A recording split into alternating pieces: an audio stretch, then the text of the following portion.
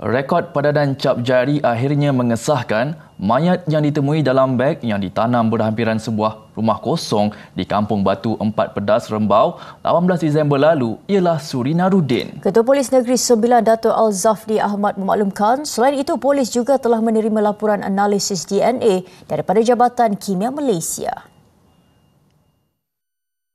Dato' Al-Zafri berkata pengesahan identiti mangsa melalui cap jari didapati sepadan dengan data Jabatan Pendaftaran Negara. Menurutnya, berdasarkan keputusan analisis DNA yang dijalankan, perbandingan profil DNA mendapati bahawa spesimen yang dianalisis menunjukkan hubungan kekeluargaan terdekat. Suri, 53 tahun, dilaporkan hilang sejak 8 Disember. Susulan penemuan mayat Khamis lalu, dua lelaki ditahan di Melaka dan Genting Sempah dalam tempoh kurang 24 jam. Suspek utama dikatakan saling mengenali mangsa.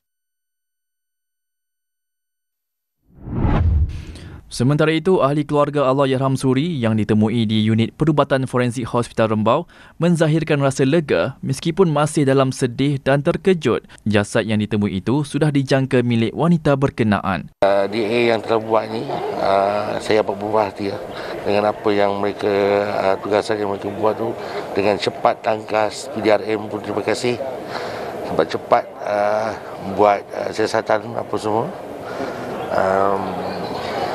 So hari ini pun kita pun dah bagi tahu oleh pihak forensik ataupun daripada DNA yang daripada pasu saya itu Suri binti Narudin tu daripada cap jari lah. Disahkan daripada JPN juga sekali. Selepas dituntut, jenazah Suri dijangka dikebumikan di Rembau.